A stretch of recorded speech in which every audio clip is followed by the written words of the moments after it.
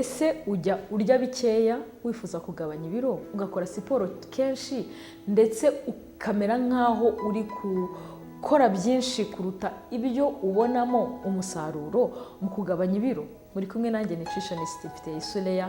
Ntucikwe no kurebera hamwe amakosa 5 abantu bakora bibwira ko bari kugabanya ibiro ariko bigatuma batabona umusaruro mu kugabanya ibiro. Ikosa rya mbere ni ugusimbuka ibyo kurya bya mu gitondo cyangwa se ifunguro rya mu gitondo. Iyo uskipinga breakfast ugasimbuka ifunguro rya mu gitondo, ubundi bifite uruhare mu gutuma ugira ibiro byinshi nubwo utari ubizi, nubwo uba bisimbutse wibwira yuko biri kugufasha mu kurya bikeya, ariko kimwe ugomba kumenya ni uko gusimbuka ibyo kurya bya mu gitondo, ifunguro rya mu gitondo, bituma icyambere metabolisme yawe iba iri slow.